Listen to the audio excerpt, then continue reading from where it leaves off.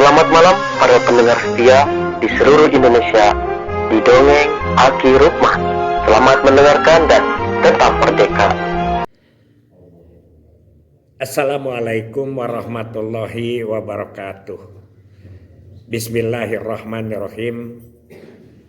Alhamdulillahilladzi anjala sakinata fi qulubil mu'minin liyazdadu imanama imanihim amma ba'du. Bapak Ibu dan kawan-kawan sekalian, selamat malam, khususnya kepada anak cucu Aki yang masih dinas di lapangan. Selamat berjuang membangun bangsa. Jadi kalau orang lain mengangkat senjata membangun bangsa, orang lain mempertahankan ketahanan pangan, orang lain dakwah dengan keislaman atau agama-agama lain, kita membangun bangsa adalah dari awal berkeluarga. Seperti yang terjadi kemarin di Cimarga itu adalah salah satunya kelemahan pendidikan di keluarga. Aki kan berulang-ulang itu. Nah sekarang Aki mendapat japrian atau kiriman Instagram dari sepuh kita, yaitu Pak Lalu Sudarmadi. Beliau mantan deputi, mantan sestama lama ya Pak Lalu itu. Dengan Aki sering ketemu beliau dulu dan memberikan arahan-arahan. Di kiriman Instagram itu adalah cuplikan dari rapat dengar pendapat antara Kementerian Kependudukan, Menduk, Pak Wihaji, Kemenlu dengan seluruh stafnya dengan Komisi 9 DPR. Apa yang secara singkat saja disampaikan. Nah, yang pertama Pak Wihaji telah berkoordinasi dengan Menteri Keuangan dan BPS. Mungkin dengan Menteri Keuangan untuk dukungan, dengan BPS untuk pengakuan. Pengakuan apa? Pengakuan data-data hasil sensus atau hasil pendataan keluarga untuk dimanfaatkan untuk bangsa ini oleh seluruh menteri terkait sebagai kewajiban undang-undang dalam rangka mengurus kesejahteraan rakyat. Beliau berjanji akan melaksanakan ini sekuat tenaga dengan segala kreativitas dan inovasi. Inilah ya yang Aki disebut Aki sekarang ini bukan itu dakwah ini. dakwah apa? Jadi apa yang ada di Quran itu mari kita laksanakan dengan aplikasi. Seperti berbeda pendapat antara orang-orang yang hanya dengan sekilas saja, tapi ada orang-orang yang melaksanakan agama dengan dari agama. Ini yang berbeda. Mari kita lanjutkan di dalam profesi kita. Aki itu sangat menarik ini. Yang pertama bahwa data itu ya sudahlah, kalau sudah di pusat data saja. Kalau masih di desa kan Aki kemarin mengembangkannya ada angka, ada data, ada fakta. Nah sekarang mah anggap aja data kita sudah dikirim ke pusat ya. Apa yang terjadi menjadi kebijakan kan didukung oleh anggaran negara yang dari rakyat itu kan pendataannya didukung dari anggaran rakyat. Sekarang dikembalikan lagi untuk bagaimana data itu menjadi kesejahteraan rakyat. Nah data menjadi kebijakan. Nanti akan ada kebijakan dari Menteri Keuangan didukung berapa pantasnya ini Kemenduk bangga diberi anggaran-anggaran sesuai dengan proposal programnya. Itu ya, itu luar biasa. Mungkin ini agak sedikit ngobrolnya nanti besok ada agak panjang mungkin 1 atau 2 dengan besok. Nah, jadi Aki apa yang harus disiapkan? Kita tidak usah harus ikut-ikutan ke pusat. Yang akan kita kerjakan adalah yang ada di kita, yang menjadi kewajiban kita. Karena Pak Lalu Sudarmadi itu minta bagaimana Pak Rukman atau Ki ini kebijakan ini dioperasionalkan. Yang mengoperasionalkan kita bukan menteri. Yang membuat kebijakan yang berkoordinasi itu menteri. Hati-hati nih. Ya. Nah di dalam operasional pertama data.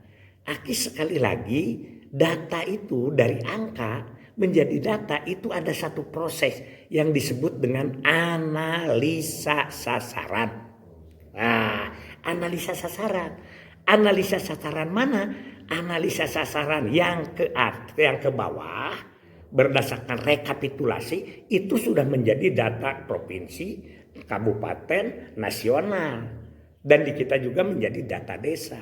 Tapi ada lagi analisa ke pinggir sesuai dengan poin-poin yang ada di kolom-kolom itu. Data itu Aki juga tidak tahu sekarang, hanya ini akan memberikan ilustrasi dan gambaran saja. Yang ke pinggir itulah yang disebut untuk penggerakan atau KIE individu. Nah, sampai di situ. Hati-hati. Sekarang proses data yang dikirim ke pusat, ya, hasil pendataan kita memerlukan tenggang waktu yang lama. Tenggang waktu yang lama. Yang mana tenggang waktu yang lama itu? Dari mulai pengambilan data sampai kepada kesimpulan itu bisa bulanan, bisa tahunan itu. Sehingga keakuratan yang sudah ada di pusat akan sedikit berbeda dengan yang ada di lapangan. Ya nggak apa-apa karena memang itu prosesnya begitu. Sedangkan kalau data atau angka itu 1 jam aja berubah. Misalnya data penduduk. Sekarang didata di RT 3. Ya, hari ini didata. Misalnya penduduknya 18 hari ini. Besoknya ada yang lahir 2 orang lahiran. Berarti berapa? Sudah 20 kan? Itu tidak bisa karena makanya disebutlah data itu dinamis dan menjadi yang paling akurat itu adalah fakta. Nah, kita mencari fakta. Sekarang kita coba analisa sasaran dulu data-data yang sudah kita siapkan. Ini belum sampai kepada kreativitas dan inovasi, tapi kita pegang dulu. Ya, itu yang disebut dengan data-data kita. Ya, analisa dulu, analisa sasaran yang benar. Karena analisa itu dulu, aduh berat sekali. Sehingga kita mengganti 10 langkah dengan catur kerida operasional terkendali, yaitu pendataan, analisa sasaran, baru KIE dan pelayanan. Bahkan kalau Pak Muhi itu menjelaskan pendataan dan analisa sasaran bisa 5 jam. Ya, sambil nanya-nanya seluruh bidang. Karena itu kan hampir 80 kolom itu. Hampir 80 kolom. Dulu belum ada PowerPoint, pakai lembaran Sigalabag yang panjang itu. Kemudian itu nanti harus jumlahnya sama. Misalnya ditanya itu Kabid PDJI misalnya gitu ya. Kolom 9 itu pus itu harus sama dengan jumlahan kolom berapa. Sampai begitu. Sebab apa? Karena pus itu misalnya pusnya itu 50 atau katakanlah kalau dalam 1 R1 KS 25 itu akan terdiri dari jumlahan-jumlahan. Pus itu akan terdiri dari apa? Pus itu akan terdiri dari ber-KB, tidak ber-KB. Tidak semudah itu, tidak seenteng itu. Kalau yang ber-KB apa kontrasepsinya?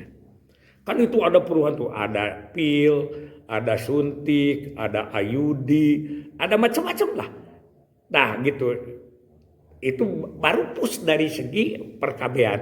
Pasti ada yang tidak ber-KB, misalnya dari kolom 9-nya pus, kolom 16 sampai 21 itu adalah kontrasepsi.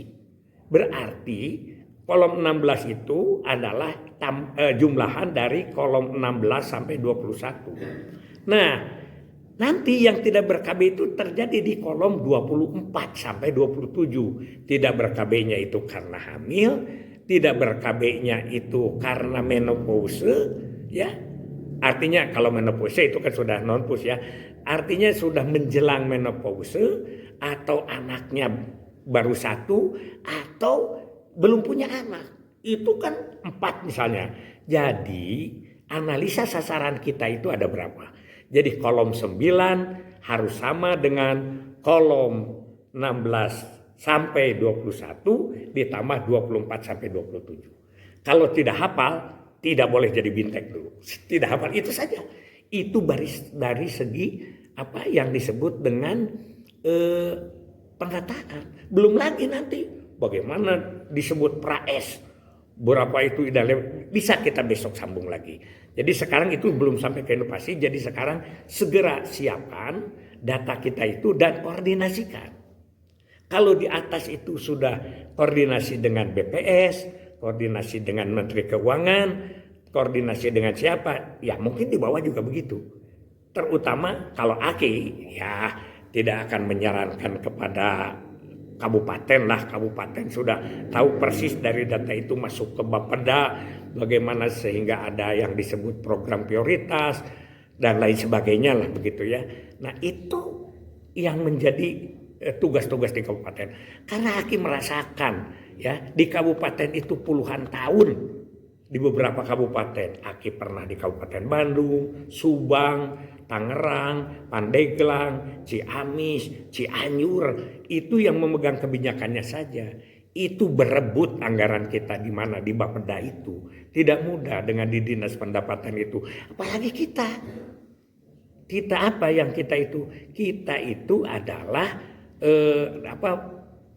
departemen atau dinas menghabiskan uang, tidak mendapatkan uang. Makanya kan di kabupaten kota itu beda. Insentif orang BKKBN dengan insentif orang kesehatan dengan insentif orang dinas pendapatan beda penghargaannya. Ia mah tukang ala duit, ia mah tukang hamur-hamur duit, begitu. Itu saja dulu yang dari Aki karena ini sudah 11 menit.